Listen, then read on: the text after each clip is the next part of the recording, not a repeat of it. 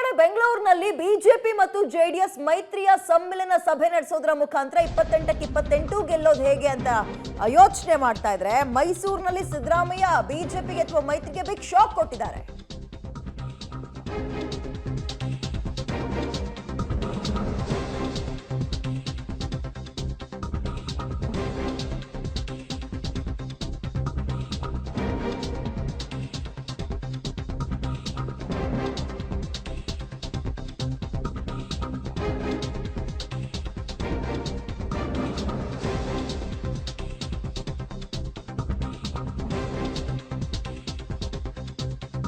ಮೈಸೂರು ಚಾಮರಾಜನಗರ ಭಾಗದಲ್ಲಿ ಬೇಗ ಆಪರೇಷನ್ಗೆ ಸಿಎಂ ಸಿದ್ದರಾಮಯ್ಯ ಮುಂದಾಗಿದ್ದಾರೆ.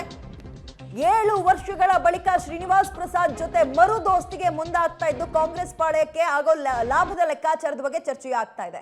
ಹಳೆ ವೈಷಮ್ಯ ದ್ವೇಷ ಎರಡನ್ನೂ ಮರೆತು ಪಕ್ಷಕ್ಕೆ ಬನ್ನಿ, ಯಾವುದೇ ಅಂಜೋಳಕ್ಕೂ ಏನು ಬೇಡ, ಇಡೀ ಕುಟುಂಬವೇ ಪಕ್ಷಕ್ಕೆ ಸೇರ್ಪಡೆಯಾಗಿ ಅಂತ ಸಿಎಂ ಸಿದ್ದರಾಮಯ್ಯ ಕೂಡ ಕರೆ ಮಾಡಿ ಹೇಳಿದಾರಂತೆ. ಚಾಮರಾಜನಗರ ಭಾಗದಲ್ಲಿ ಹಾಗೆ ನೋಡೋದಾದ್ರೆ ಈಗ ತಮ್ಮ ಅಳಿಯನಿಗೆ ಟಿಕೆಟ್ ಅನ್ನ ಕೇಳಿದ್ರು, ಬಟ್ ಸಿಗಲಿಲ್ಲ. ಬಳಿಕ ಇದೀಗ ವಾಪಸ್ ಮರು ದೋಸ್ತಿಯೇ ಸರಿ, ನನ್ನ ಕಾಂಗ್ರೆಸ್ ಪಕ್ಷಕ್ಕೆ ಹೋಗೋದೇ ಸರಿ ಅಂತ ಅನ್ನಿಸ್ತೋ ಏನೋ ಗೊತ್ತಿಲ್ಲ. ಅದರಲ್ಲೇ ಇದೀಗ ಮಹದೇವಪ್ಪ ಅವರ ಪುತ್ರ ಸುನೀಲ್ ಬೋಸ್ ಅವರು ಬೇರೆ ಸ್ಪರ್ಧೆ ಮಾಡ್ತಾ ಇರೋದ್ರಿಂದ ಕಾಂಗ್ರೆಸ್ಗೆ ಲಾಭ ನಷ್ಟದ ಲೆಕ್ಕಾಚಾರ ಹಾಕೊಂಡು ಅವರು ಮೊನ್ನೆನೇ ಮನೆಗೆ ಹೋಗಿ ಮಾತನಾಡ್ಕೊ ಬಂದಿದ್ರು, ಹೂಗುಚ್ಛ ಕೊಟ್ಟು ಕುಶಲೋಪರಿಯನ್ನ ವಿಚಾರಿಸ್ಕೊ ಬಂದಿದ್ರು. ಮುಂದುವರೆದ ಭಾಗದಂತೆ ಇದೀಗ ಆಲ್ಮೋಸ್ಟ್ ಫಿಕ್ಸ್ ಶ್ರೀನಿವಾಸ್ ಪ್ರಸಾದ್ ಅವರು ಕಾಂಗ್ರೆಸ್ಗೆ ಮರು ಸೇರ್ಪಡೆ ಆಗೋದು. ಆ ಭಾಗದಲ್ಲಿ ದಲಿತ ಸಮುದಾಯದ ಮುಖಂಡ ಕೂಡ ಹೌದು. ಡೆಫಿನೆಟ್ ಆಗಿ ಒಂದಷ್ಟು ಮತಗಳು ಈ ಕಡೆಗೆ ಕನ್ವರ್ಟ್ ಆಗುತ್ತೆ ಅಥವಾ ಬರುತ್ತೆ ಅನ್ನುವಂತಹ ಲಾಭದ ಲೆಕ್ಕಾಚಾರದಲ್ಲಿ ಕಾಂಗ್ರೆಸ್ ಕೂಡ ಜೋಶಲ್ಲಿದೆ. ಈ ಕಡೆ ಅವರು ಸಮ್ಮಿಲನ ಸಭೆ ಮಾಡ್ತಾ ಇದ್ದಾರೆ, ಕಾರ್ಯಕರ್ತರನ್ನ ಒಗ್ಗೂಡಿಸೋದು ಹೇಗೆ ಅಂತ. ಆ ಕಡೆ ಸಿಎಂ ಸಿದ್ದರಾಮಯ್ಯ ಮಾಸ್ಟರ್ ಸ್ಟ್ರೋಕ್ ಕೊಟ್ಟಿದ್ದಾರೆ. ಈ ರೀತಿಯಾಗಿ ಹಳೆ ದೋಸ್ತಿಯನ್ನ ವಾಪಸ್ ಒಂದಾಗೋಣ ಬಾ ಅಂತ ಕರೆಯೋದ್ರ ಮುಖಾಂತರ ಮತಗಳನ್ನ ಸೆಳೆದುಕೊಳ್ಳುವಲ್ಲಿ ಸಿಎಂ ಸಿದ್ದರಾಮಯ್ಯ ಮೊದಲ ಹಂತ ಏನ್ ಪ್ರಯತ್ನ ಪಟ್ಟಿದ್ರು ಅದು ಸಕ್ಸಸ್ ಆದಂಗೆ ಕಾಣಿಸ್ತಾ ಇದೆ. ಸಿಎಂ ಸಿದ್ದರಾಮಯ್ಯ ವರ್ಸಸ್ ಶ್ರೀನಿವಾಸ್ ಪ್ರಸಾದ್ ಅನ್ನುವ ವಿಚಾರ ಇತ್ತು, ಬಟ್ ಈಗೆಲ್ಲವೂ ಕೂಡ ಮುನಿಸು ದೂರ ಆದಂಗೆ ಕಾಣಿಸ್ತಾ ಇದೆ. ಹೆಚ್ಚಿನ ಮಾಹಿತಿ ನಮ್ಮ ಪ್ರತಿನಿಧಿ ಕೆಪಿ ನಾಗರಾಜ್ ನೀಡ್ತಾರೆ. ಕೆಪಿ ನಾಗರಾಜ್, ಮೈಸೂರು ಚಾಮರಾಜನಗರ ಭಾಗದಲ್ಲಿ ಕಾಂಗ್ರೆಸ್ನ ಪ್ರಮುಖ ಈ ಒಂದು ಸ್ಟ್ರಾಟಜಿಯೇ ಆಪರೇಷನ್ ಕಾಂಗ್ರೆಸ್ ಇದ್ದಂಗೆ ಕಾಣಿಸ್ತಾ ಇದೆ. ಇದೀಗ ಶ್ರೀನಿವಾಸ್ ಪ್ರಸಾದ್ ಮತ್ತು ಅವರ ಕುಟುಂಬ ಕಾಂಗ್ರೆಸ್ಗೆ ಸಪೋರ್ಟ್ ಮಾಡೋದಾದ್ರೆ ಬಿಜೆಪಿಗಾಗೋ ನಷ್ಟ, ಕಾಂಗ್ರೆಸ್ಗಾಗೋ ಲೆಕ್ಕಾಚಾರದ ಬಗ್ಗೆ, ಒಂದು ಲಾಭದ ಲೆಕ್ಕಾಚಾರದ ಬಗ್ಗೆ ಚರ್ಚೆ ಮಾಡೋದಾದ್ರೆ ಏನ್ ಹೇಳ್ಬೋದು, ಸದ್ಯದ ಈ ಅಪ್ಡೇಟ್ ಏನ್ ಕೊಡ್ಬೋದು ಈ ವಿಚಾರದಲ್ಲಿ ಅಂತ? ವಿದ್ಯಾ, ನಿಮ್ಮ ಮಾತಿನಲ್ಲಿ ಒಂದು ಕರೆಕ್ಷನ್ ಇದೆ. ಏನು ಅಂದರೆ ಶ್ರೀನಿವಾಸ್ ಪ್ರಸಾದ್ ಮರು ಸೇರ್ಪಡೆ ಅಲ್ಲ. ಯಾಕಂದರೆ ಶ್ರೀನಿವಾಸ್ ಪ್ರಸಾದ್ ಅವರು ರಾಜಕೀಯವಾಗಿ ನಿವೃತ್ತಿಯನ್ನು ಪಡೆದುಕೊಂಡಿದ್ದಾರೆ. ಅವರು ಇನ್ನೂ ಯಾವುದೇ ಪಕ್ಷವನ್ನು ಸೇರ್ಪಡೆ ಆಗುವಂಥ ಪ್ರಶ್ನೆಗಳೇ ಇಲ್ಲ. ಯಾಕಂದರೆ ಅವರು ಚುನಾವಣಾ ರಾಜಕೀಯ ಇರ್ಬೋದು ಅಥವಾ ಎಲ್ಲ ರಾಜಕೀಯ ಕಾರಣದಿಂದಲೂ ಕೂಡ ಅವರು ದೂರ ಉಳಿದಿದ್ದಾರೆ. ಆದರೆ ಇವತ್ತಿನ ಬೆಳವಣಿಗೆ ಮೂಲಕವಾಗಿ ಅವರ ಬೆಂಬಲವನ್ನು ಪಡೆದುಕೊಳ್ಬೋದು. ಯಾಕಂದರೆ ಕಳೆದ 40-45 ವರ್ಷಗಳಿಂದಲೂ ಕೂಡ ಶ್ರೀನಿವಾಸ್ ಪ್ರಸಾದ್ ಮೈಸೂರು ಮತ್ತು ಚಾಮರಾಜನಗರ ಭಾಗದಲ್ಲಿ ತಮ್ಮದೇ ಆದಂಥ ಹಿಡಿತವನ್ನು ಹೊಂದಿದ್ದಾರೆ. ಅವರ ಬೆಂಬಲ ಅನ್ನುವಂಥದ್ದು ಏನಿದೆ ಅದು ಭಾಳ ದೊಡ್ಡ ಮಟ್ಟದ ಶಕ್ತಿ ಕಾಂಗ್ರೆಸ್ಗೆ ಆಗುತ್ತೆ. ಅದೇ ರೀತಿಯಂಥ ಲೆಕ್ಕಾಚಾರದಲ್ಲೇ ಬಿ ಜೆ ಪಿಯು ಕೂಡ ಇತ್ತು. ಯಾವಾಗ ಬಿ ಜೆ ಪಿಯ ವಿಚಾರದಲ್ಲಿ ಶ್ರೀನಿವಾಸ್ ಪ್ರಸಾದ್ಗೆ ಒಂದಿಷ್ಟು ಮುನಿಸು ಕಳೆದ 1 ವಾರಗಳಿಂದಲೂ ಕೂಡ ಆರಂಭವಾಗಿತ್ತು. ಅದಕ್ಕೆ ಪ್ರಮುಖವಾದಂತಹ ಕಾರಣ ಶ್ರೀನಿವಾಸ್ ಪ್ರಸಾದ್ ಅವರ ಅಳಿಯನಿಗೆ ಟಿಕೆಟ್ ಕೈ ತಪ್ಪಿದ್ದು.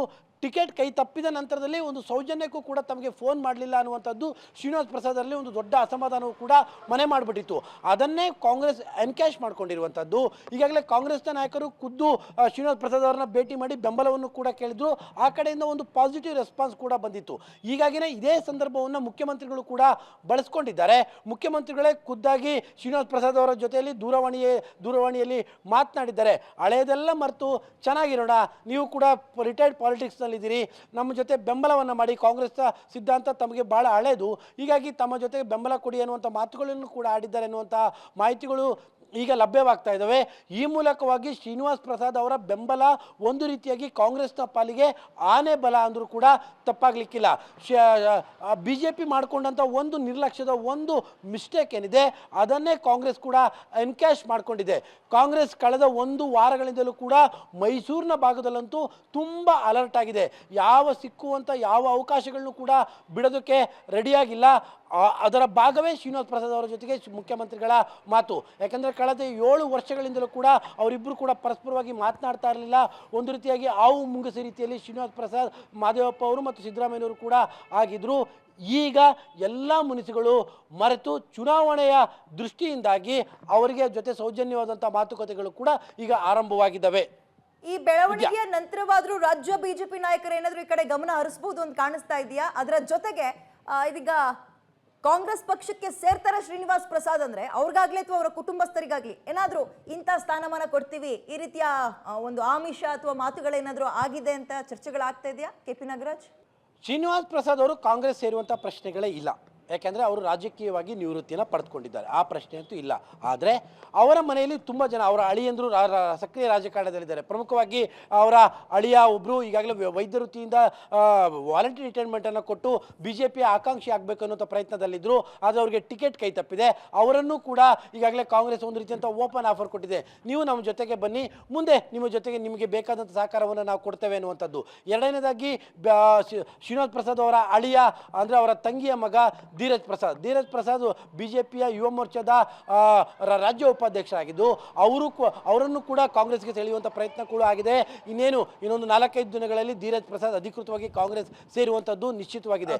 ಈಗ ಆ ಮನೆಯಲ್ಲಿ ಉಳಿದಿರುವಂಥದ್ದು ಪ್ರಮುಖವಾಗಿ ಶ್ರೀನಿವಾಸ್ ಪ್ರಸಾದ್ ಅವರ ತಮ್ಮ ಮತ್ತು ಜೊತೆಗೆ ಶ್ರೀನಿವಾಸ್ ಪ್ರಸಾದ್ ಅವರ ಮತ್ತೊಬ್ಬ ಅಳಿಯ ನಂಜನಗೂಡಿನ ಶಾಸಕ ಹರ್ಷವರ್ಧನ್ ಅವರ ವಿಚಾರದಲ್ಲೂ ಕೂಡ ಇನ್ನೂ ಚರ್ಚೆ ಆಗಿದೆ.